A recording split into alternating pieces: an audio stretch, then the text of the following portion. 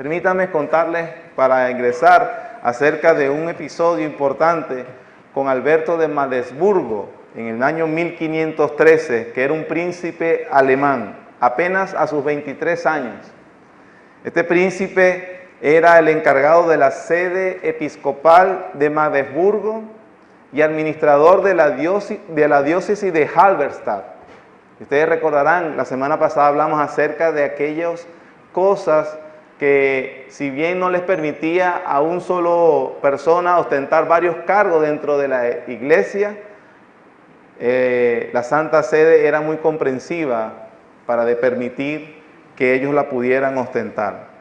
Así que él, a los 24 años, Alberto de Magdesburgo, concibió la idea de convertirse también en arzobispo de Maguncia, un cargo que era verdaderamente extraordinario, sobre todo porque era uno de los 6 personas que tenían cargo de poder elegir al emperador. Tenía la responsabilidad. Así que este hombre tenía con tan solo 24 años el deseo de ser el primado de Alemania, el primado más importante del imperio alemán para la época. Quería ostentar el primado de Alemania, arzobispo de Maguncia y de paso elector imperial. Nosotros vimos que para una persona la ley canónica no permitía ostentar más de un cargo. Sin embargo, en situaciones así, el papado podía ser bastante comprensivo y, a pesar de que la ley canónica se lo prohibía, él podía ostentar estos cargos con una dispensa que le iba a costar 24.000 ducados. Un ducado era en la Edad Media una moneda de oro que pesaba aproximadamente 3,50 gramos. Así que con tan estratosférica suma, la Santa Sede podía ser comprensiva para que él pudiera ostentar todos esos cargos. Ahora, no solamente, cualquiera, ¿verdad? Cualquiera podía ser comprensivo. No solamente se pusieron de acuerdo para poder ostentar esa cantidad de dinero, sino que se le instruyó a Alberto cómo podía conseguirlo. Nada más bastaba que en la diócesis que él presidía se pudiera predicar la bula de las indulgencias. Y de esta manera permitía que la diócesis recogiera el dinero, el banco que le prestaría también un dinero y que aprovecharía los intereses dados de allí también tendría su parte de la tajada, la Santa Sede tuviera su dinero también, y también el pueblo iba a ser beneficiado porque a través de la bula de la indulgencia sus familiares saldrían del purgatorio. Entonces esto era una idea espectacular, todo el mundo salía beneficiado. Con la propuesta de la indulgencia salieron los predicadores por todas las ciudades anunciando que la esperanza del sufrimiento de los familiares en el purgatorio entonces podría tener su fin, ya que apenas, decía Johann Tetzel, que era el principal propagador de esta indulgencia, decía: apenas caiga la moneda en el plato, en el fondo, el alma sale al cielo. Esta información de lo que estaba haciendo Roma llegó a los oídos de cierto monje agustiniano. ¿Saben quién era, verdad? Martín Lutero. Y que obviamente algunos de sus feligreses le llegaban y le conversaban sobre su descontento con lo que estaba sucediendo. Por supuesto que ellos deseaban de todo corazón que sus familiares fueran sacados del purgatorio o de los tormentos del infierno, pero que la verdad que para poder sacarlos, entonces, si le daban o pagaban esa bula de indulgencia, no tendrían zapatos para ese invierno. O para otros también, si pagaban esa indulgencia, no tendrían comida, ya que eran personas sumamente pobres. Así que al fray Martín comenzó a sentirse bastante inquieto con esa situación. Primero porque aquello le olía con una cuestión de intereses económicos que la Biblia no decía. Y segundo, porque ponía una presión económica sobre las personas que realmente era injusta. Martín Lutero razonaba de la siguiente manera, hermano. Si el Papa tiene el poder de sacar las almas del purgatorio, ¿por qué no lo hace por amor en vez de cobrar una tarifa por eso?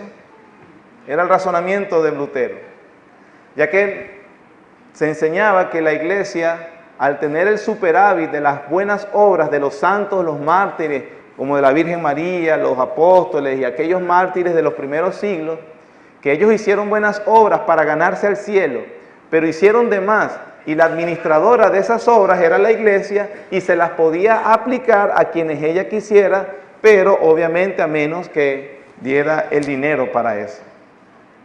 Así que Martín Lutero, molesto e inquieto por eso, clavó en la catedral, en la puerta de Wittenberg, las 95 tesis, donde precisamente hacía un reclamo principal sobre las indulgencias.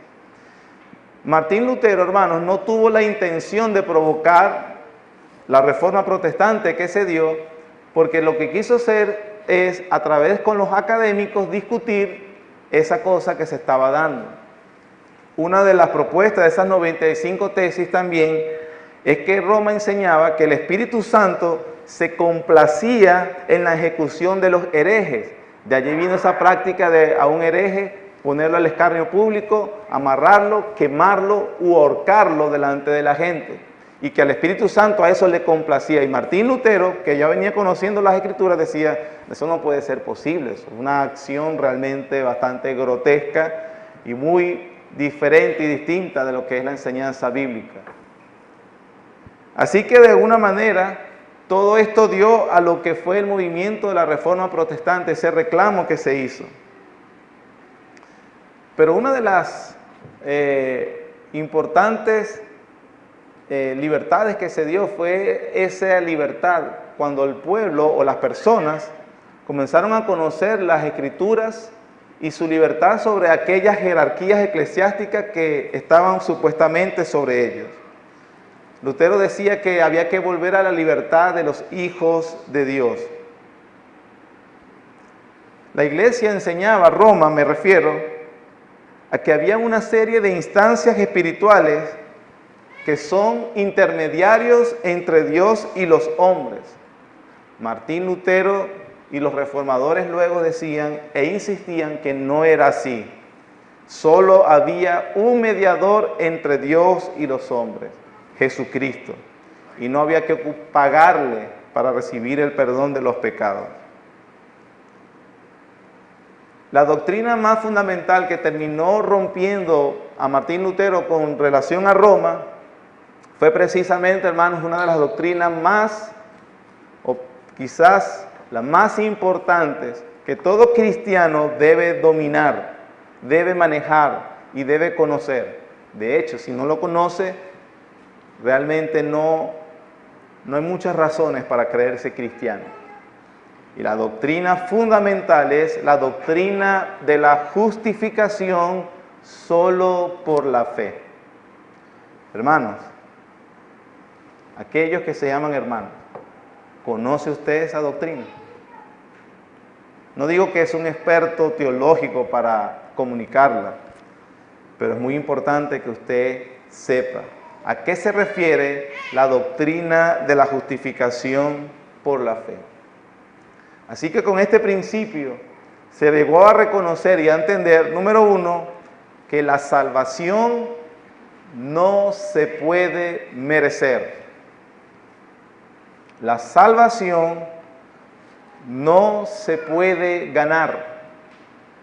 Es imposible para los hombres que hagan de alguna forma las obras meritorias para ganarse el favor de Dios. La Biblia establece de manera clara e inequívoca que la salvación es de Dios y la entrega solo por la gracia. Es decir, es un don no merecido. La salvación de los hombres no es una especie de concurso en la que uno se gana puntos y al final Dios le da el ticket para que entre al cielo. La Biblia enseña que la salvación es un regalo que Jesucristo sí ganó y que entrega gratuitamente por medio de la fe. Es precisamente entonces el mensaje de las Escrituras, sobre todo cuando Pablo, argumentando sobre esto, lo hace a la iglesia de Roma en Romanos capítulo 4. Luego de haberle establecido que la justificación es por fe y no es por obra, Pablo le dice cuándo a los romanos, precisamente de corte judío, cuándo fue que Dios le entregó la justicia de la fe a Abraham, y fue precisamente el medio fue la fe y nunca porque él se había ganado esa salvación. Dice Pablo, citando a David en el Salmo 32, en capítulo 4 de Romanos, versículo 6, como también David habla de la bienaventuranza del hombre a quien Dios atribuye justicia sin obras, diciendo: bienaventurado aquellos cuyas iniquidades son perdonadas y cuyos pecados son cubiertos. Bienaventurado el varón a quien el Señor no inculpa de pecado. ¿Es pues esta bienaventuranza solamente para los de la circuncisión o también para los de la incircuncisión? Porque decimos que a Abraham le fue contada la fe por justicia. ¿Cómo pues le fue contada? ¿Estando en la circuncisión o en la incircuncisión? No en la circuncisión, sino en la incircuncisión. Y recibió la circuncisión como señal, como sello de la justicia de la fe que tuvo estando aún incircunciso, para que fuese padre de todos los creyentes no circuncidados, a fin de que también a ellos la fe les sea contada por justicia. El argumento de Pablo, tratando de ayudar y de aclarar a aquellos cristianos de corte judío que pudieran creer o descansar que Dios les había dado la salvación por el mero hecho de ser descendientes físicos de Abraham, y que de alguna manera eso los convertía a ellos en objeto de la bendición de Dios, simplemente por ser hijo de Abraham. Pablo le dice no, porque ni siquiera Abraham fue justificado por algún mérito propio. Pablo dice que a él le fue contada la justicia precisamente cuando él era un pagano. Un incircunciso, la palabra incircunciso para judíos significa paganismo, o alguien que está fuera del pacto de Dios. Una persona que no se merece la bendición de Dios. Pablo utiliza ese concepto bien claro para ellos, para decirle, fue en esa condición, sin merecerlo, o mejor, mereciendo la ira de Dios, que Abraham recibió la justicia de Cristo. La palabra ahí clave, cuando Pablo está hablando en ese capítulo 4, como dicen algunos expertos, es que no le fue contado. La palabra es una palabra técnica para hablar de la administración contable. Es decir, a Abraham le fue abonado. Aquel que tenga un concepto básico de contaduría sabe que el registro se habla de abonar. Dice que en el registro de justicia para Abraham no tenía, pero a él le fue abonado. Ahora, muchos creyentes también resbalan en ese punto, porque ellos creen o dicen, bueno, le fue abonada la justicia de la fe. Pues no, lo que le fue abonado a Abraham era la justicia que él no tenía, es decir, la justicia de Cristo. Lo que está diciendo Pablo es, ¿cuándo le fue abonado a Abraham la justicia de Cristo? ¿Cuándo? ¿O a través de qué? Por medio de la fe. Cuando precisamente él confió en Dios de que cumplía lo que él prometía, entonces esa es la ocasión o el término donde Dios le aplicó la justicia de Cristo a Abraham. Lo dice así para darle descanso y conocimiento a los creyentes a quien él escribía y a nosotros también, de que los hombres serán justificados delante de Dios solo por Cristo a través de la fe. La justicia de Cristo, la justicia que Él logró en su vida, perfecta, obedeciendo y amando al Padre completamente, pero también pagando en la cruz las deudas que nuestros pecados habían provocado la ira de Dios. Entonces Cristo, cumpliendo la justicia y pagando la deuda, a todo aquel que cree, la justicia de Cristo le es abonada en su cuenta. Lo que significa que para Dios o delante de Dios, aquel que está en Cristo es justo delante de Él. Solo como 2 personas se alegran de esa noticia, pero es parte de nuestro desconocimiento. En un grupo, conversando acerca de la salvación y de la justificación, le hablaba y les preguntaba: hermanos, ¿ustedes pecan o hemos pecado después de haber sido recibidos por Cristo? Note que no dije cuando recibieron a Cristo, sino cuando fuimos recibidos por Cristo, o lo que llamamos cuando creímos en el Evangelio. ¿Hemos pecado en aquel momento? Después de ese momento, la respuesta que todos es sí. Claro. Pregunto, ¿la ira de Dios está sobre usted por haber pecado?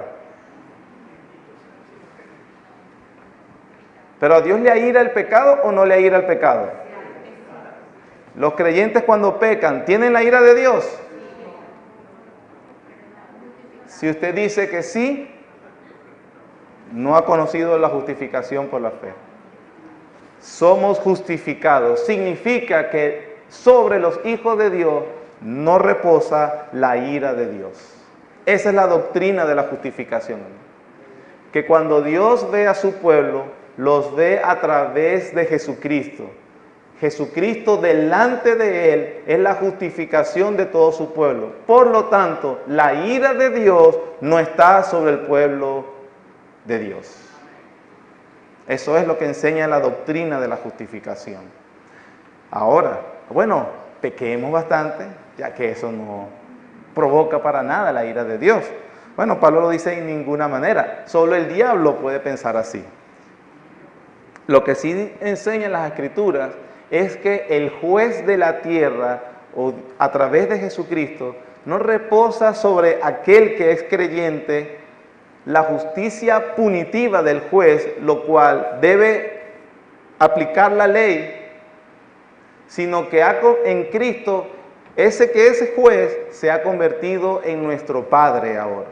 La relación que tiene el creyente con Dios no es el de creación y el juez de la tierra, sino el de hijo adoptado por Jesucristo.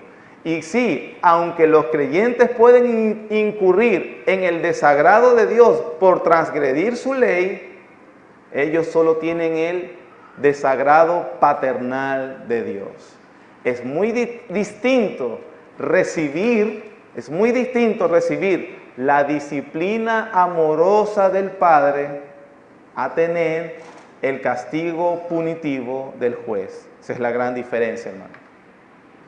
De manera que el creyente puede pasar por situaciones adversas, ya sea por pecados que cometió, consecuencia de lo que hizo, o ya sea por circunstancias providenciales. Pero lo que sabe el creyente al estar aferrado a la doctrina de la justificación es que sobre él reposa el cuidado del Padre que lo disciplina amorosamente. Porque ¿quién es el hijo a que el Padre no disciplina? O como dice Hebreos, hijo mío, no menosprecies la disciplina del Señor, ni te fatigues cuando eres corregido por Él, porque el Señor a quien ama castiga y azota a todo aquel que recibe por hijo. Pero si se os deja sin disciplina, no sois hijos, sino que sois bastardos. Así que la alegría, el gozo, la esperanza del creyente inclusive que está en Jesucristo, cuando atraviesa las circunstancias negativas o dolorosas, es que tiene el cuidado del Padre, su amor, y que nunca lo va a abandonar, y que no lo ve con desagrado o con la ira punitiva, porque lo ve a través de Cristo y Él ha sido adoptado en la familia de Dios. Esa es la gran bendición de la justificación. El incrédulo, que puede atravesar la misma circunstancia negativa del creyente, nosotros hemos conocido que el juez debe aplicar la justicia, y dice Juan capítulo 3:36, la ira de Dios está sobre él. Y algunas veces no se manifiesta como un castigo instantáneo. Hemos aprendido o hemos venido aprendiendo que a veces es darle lo que quiere. Y le da lo que quiere. Y le permite hacer lo que su corazón malvado quiere, precisamente para destruirlo. Por Jesucristo, Él ha removido esa ira y ahora nos ha dado la salvación en Él. Esa es la doctrina fundamental de justificación. Y si usted quiere conocer mejor ella, léase los primeros 5 capítulos de la carta a los romanos. Le va a enseñar bastante. Algunos ya lo estamos experimentando. Justificados pues por la fe, tenemos paz para con Dios. Así que esta fue, hermanos, la doctrina, la bisagra, donde se rompió con Roma definitivamente. Ya que Roma enseñaba y sigue enseñando que la salvación es por obras. Una cosa que es totalmente alejado de las Escrituras. Ahora usted me dirá, qué bueno, qué bonito, qué hermoso, chévere, fenómeno. La Reforma Protestante nos dio esa libertad del yugo espiritual, de esa esclavitud espiritual, y nos ayudó a comprender, obviamente, y luego volver a las Escrituras. Los 5 pilares que se dieron en esa época de la Reforma Protestante fueron los pilares que debe tener todo cristiano y toda iglesia verdadera. Solo Escritura, que significa todo lo que corresponde a la fe y a la piedad, está en la Biblia. La conciencia de los hombres no está sujeto a las imposiciones humanas, sea quien sean estas, ya sea el Papa de Roma o ya sea el pastor, apóstol, arcángel, cualquier título que esta persona pretenda ostentar. Y esto es importante porque eso ya no es un problema solo de Roma, lo hemos denunciado claramente. Los evangélicos, lamentablemente, alejándose de los principios dados en la Reforma Protestante, hoy son tan iguales o peores que Roma. Y asumo la responsabilidad de lo que digo. De hecho, a veces da un poco de vergüenza llamarse evangélico, precisamente por este tipo de caricatura que se ha hecho de la fe evangélica. Eso por un lado. Segundo, sola Escritura, solo fe, solo por gracia, solo por Cristo y solo a Dios sea la gloria. Son los 5 pilares que precisamente se originaron de este movimiento reformador. Nuevamente, fuimos liberados de esa esclavitud espiritual y ahora volvimos a las Escrituras, reconocemos la doctrina, la salvación. Esto comenzó a reformar realmente a la sociedad. Pero déjeme ahora darle unos datos rápidamente sobre la bendición que generó el verdadero evangelio sobre la sociedad, precisamente en el siglo XVI y que nos ha alcanzado hasta hoy. Por cierto, nada más, que la cultura occidental es producto precisamente de la Reforma. Cultura que se está atacando hoy bastante con el radicalismo feminista, con el socialismo cultural, también con la ideología de género. Son varios ataques en el siglo XXI para precisamente tumbar los valores que originaron a la sociedad occidental y sobre todo valores cristianos. Pero vamos a ver algunos. Por ejemplo, hermano, una de las cosas que originó la Reforma Protestante fue libertad de la ignorancia. Este es un punto importante porque debemos admitir que en algunos de nuestros países latinoamericanos eso no se ha logrado.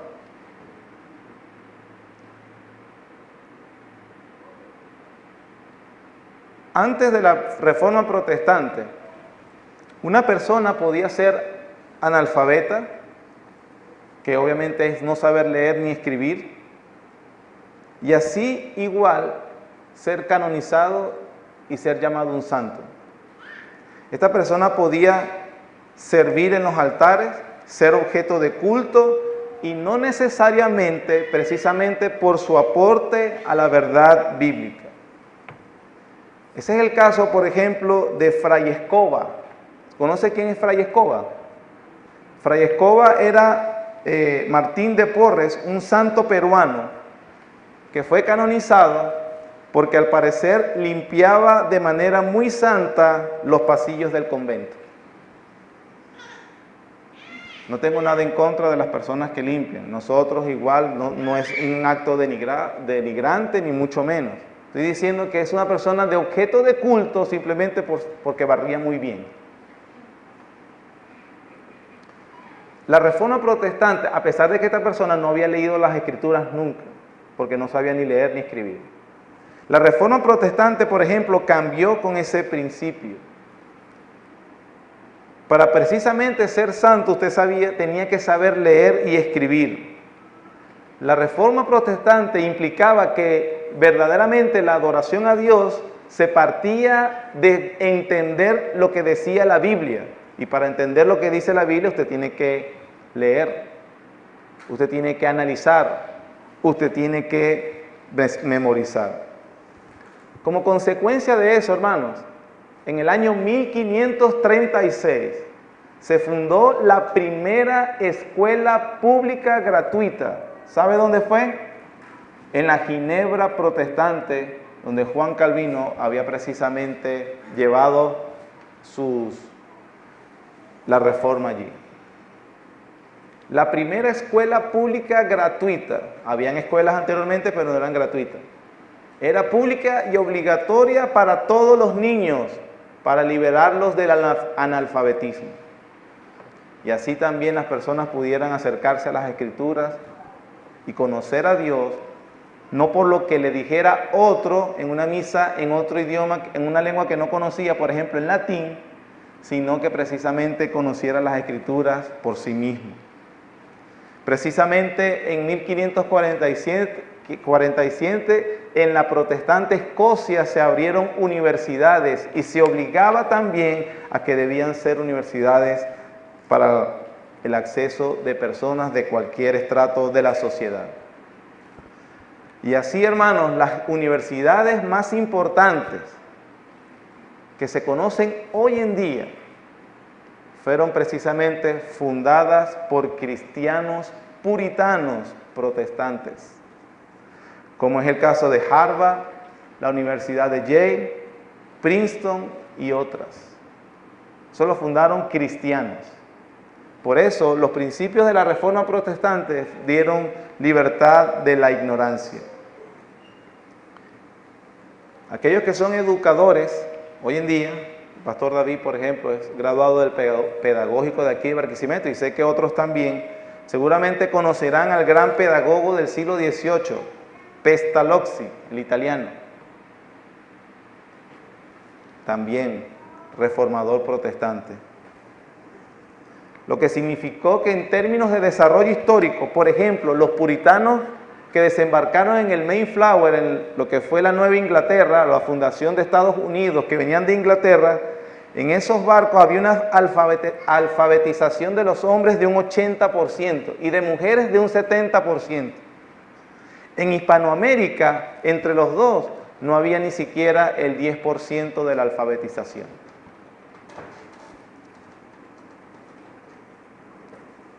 Así que, por ejemplo, parte de este gran movimiento protestante surgió la liberación de la ignorancia.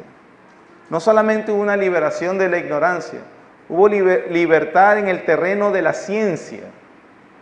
Es bien conocido, por ejemplo, que el padre del método científico, Francis Bacon, protestante también, hermano.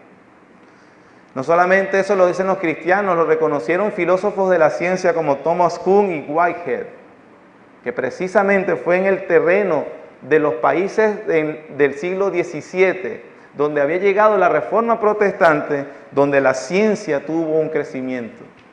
Isaac Newton, considerado tal vez el mayor científico de la historia, tenía tratados y comentarios de la Biblia.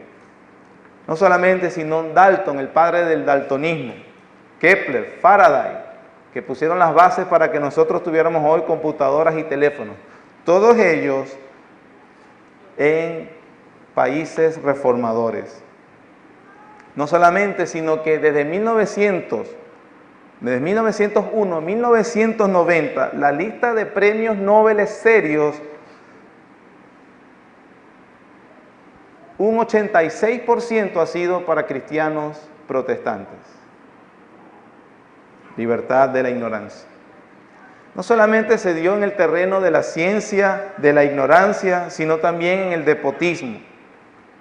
Precisamente por la enseñanza de la Biblia, algunos tenían la idea de qué era lo que estaba sobre, cuáles autoridades habían sobre los hombres.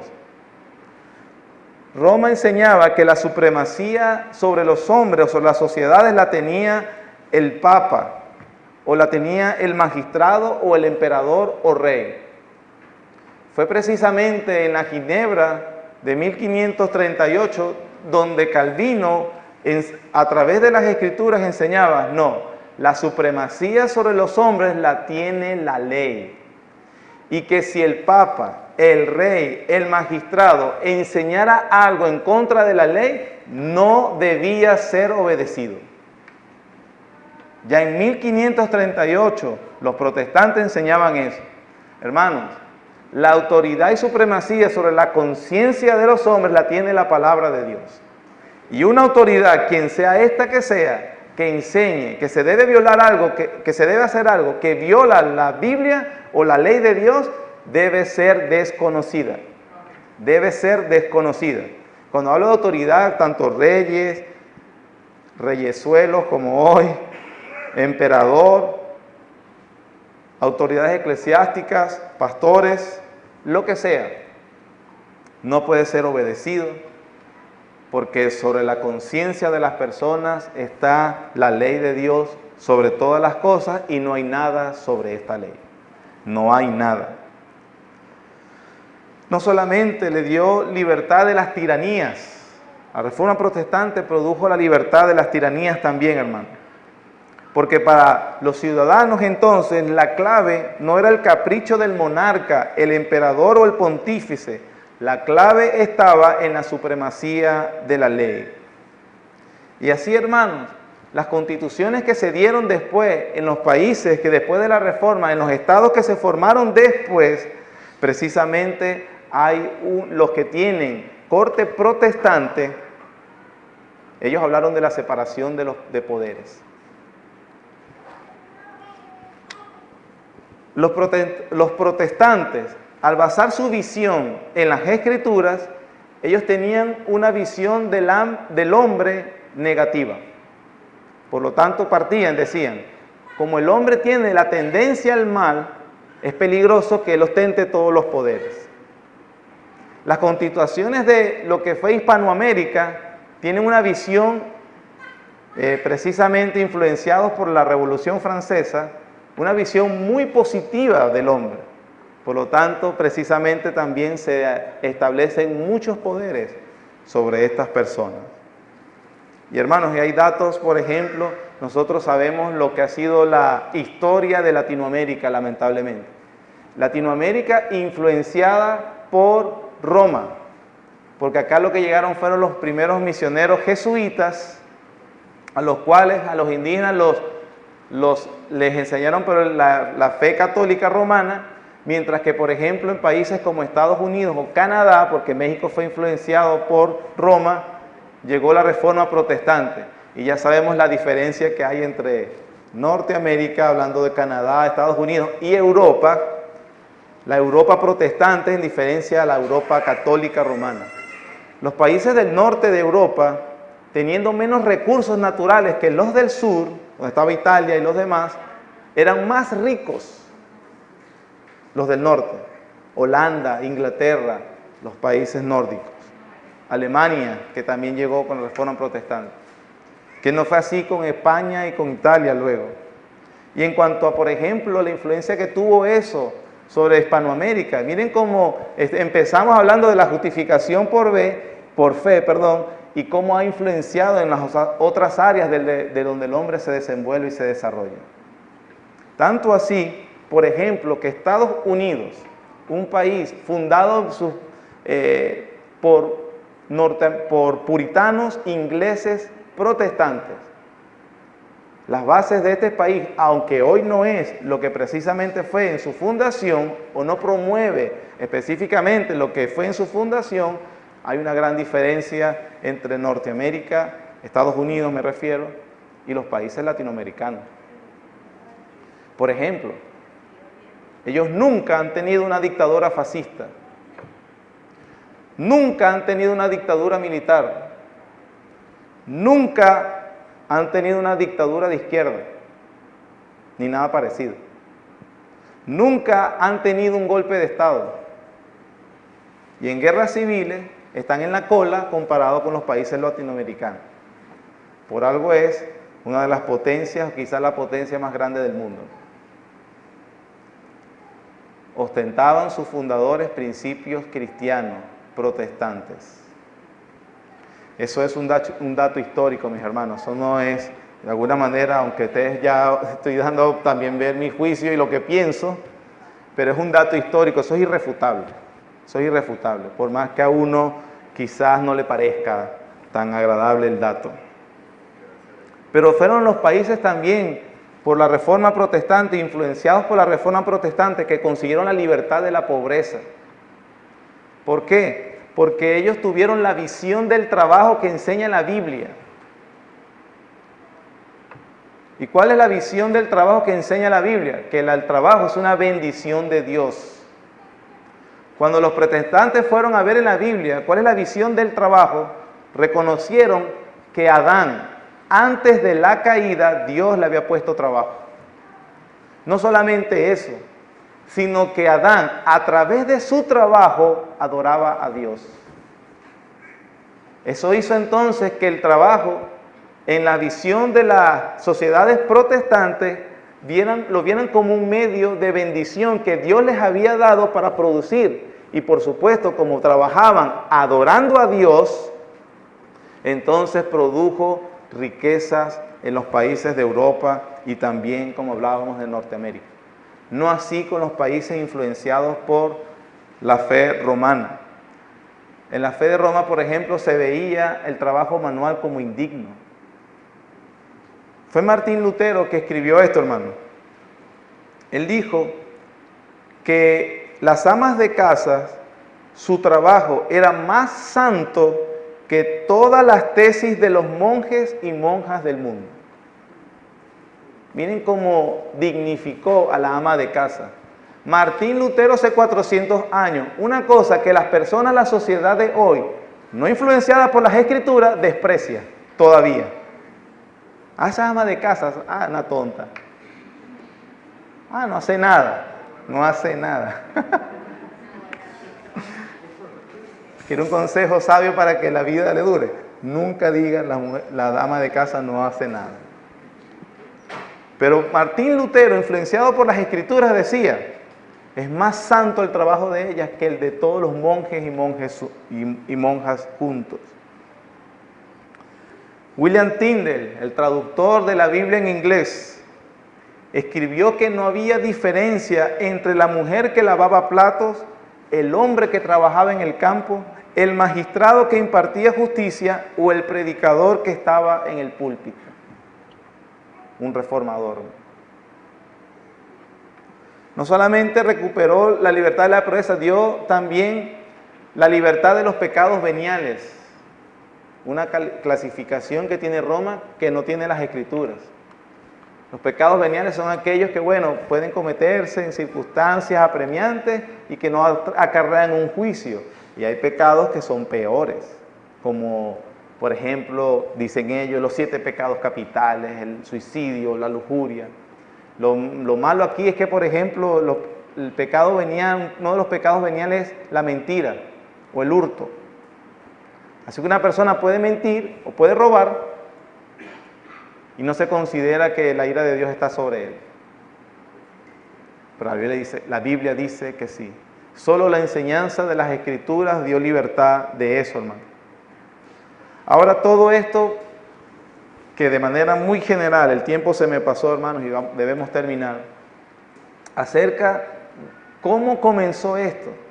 Comenzó aquel 31 de octubre de 1517, donde Dios, a través de estos hombres, llevó a cabo la luz y hizo que colocara la iglesia a la Biblia sobre todas las cosas, sobre todas las cosas. Por supuesto, estos últimos datos que he dado son producto de un entendimiento y una visión del mundo bíblica. La reforma protestante, lo que nosotros llamamos reforma, no se detiene o no se ve solo en lo religioso, como que, bueno, simplemente para dejar de ser católico romano, estoy decepcionado o desilusionado. No, tiene que ver en primer lugar con el conocimiento del Dios verdadero que se revela en las Escrituras, pero que no se detiene allí, sino que debe influenciar en la vida completamente de los hombres. Es decir, yo no puedo decir, soy un cristiano reformado, porque bueno, estoy aquí predicando algunas cosas de la justificación por la fe y llevo la crianza de los hijos, el trabajo, mi relación con los hombres a mi manera. No, lo que enseña la Biblia es que lo que ella enseña es que Dios es Señor del hombre y del hombre en todos los lugares donde éste se desarrolla. En todos. Y que precisamente da la bendición que la palabra de Dios promete. De aquí, hermanos, déjame hacerle una acotación. De aquí que nos llamamos Iglesia Bautista Reformada.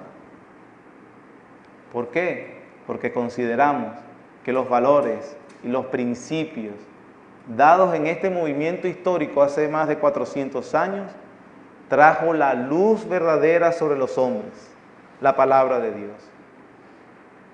Y de aquí entendemos que la predicación bíblica precisamente es aquella que está fundamentada en estos pilares fundamentales.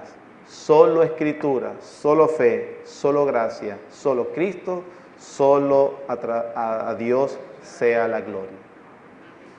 Este es un vuelo muy general de este legado que nosotros tenemos, que los cristianos hacen bien en conocer mejor, en investigar y en apropiarse de ese legado que nos han dejado estos hombres o que nos dejó Dios a través de estos hombres.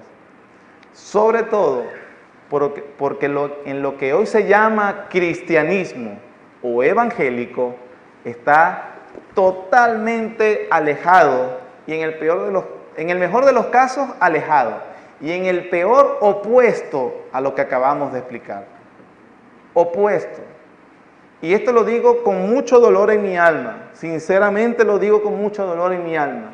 Tanto así que hoy mucho de lo que se llama cristianismo, honestamente, debajo de la luz de la Biblia, no lo es. No lo es. Muchos de los que se llaman pastores hoy no lo son. Y mucho de lo que se enseña en muchos lugares llamados iglesias evangélicas hoy no tienen nada de evangelio, no tienen nada de iglesia del Señor. No lo digo esto disfrutando o porque estoy en una competencia, con mucho dolor en mi alma, lo digo, porque lamentablemente son ciegos guías de ciegos. Nos permite el Señor no decir que ahora vamos a ser los nuevos Luteros, los nuevos Juan Calvinos, los nuevos Zwinglios, sino de apropiarnos de los valores precisamente que impulsaron la Reforma Protestante. Y en primer lugar, ¿cuál fue? Una vuelta a las Escrituras. Una vuelta a las Escrituras. Y si las personas pueden entender ese principio, solo Escritura, y pueden aprender lo que enseña la palabra de Dios, Pablo le dijo a Timoteo que desde la niñez ha sabido las sagradas Escrituras, las cuales te pueden hacer sabios para la salvación que es en Cristo Jesús. Quiera el Señor y nos conceda, así como hoy cumpliendo 6 pocos años de haber sido fundados como iglesia, que el tiempo que nos permita pararnos en un púlpito para predicarla sea también solo para levantar la palabra de Dios. Amén. Que conozcamos la palabra del Señor y precisamente tengamos los efectos que produce la comprensión correcta de la palabra de Dios. Amén. Así que feliz aniversario, iglesia. Feliz día de la Reforma. Es el 31 de octubre, pero no nos vemos en la semana. Pero tenga esos momentos, fechas históricas importantes. Y por supuesto, usted puede aprender y puede investigar mucho más acerca de esto. Oremos. Gracias, Señor, por tu bondad y tu misericordia. Oh Dios, gracias en primer lugar porque hemos sido aceptados, como lo dice tu palabra, solo por Jesucristo nuestro Salvador y Señor. Gracias, Padre, porque eso no lo pudiéramos comprender, a menos que vengamos a tu palabra, sea predicada correctamente, sea leída e interpretada correctamente.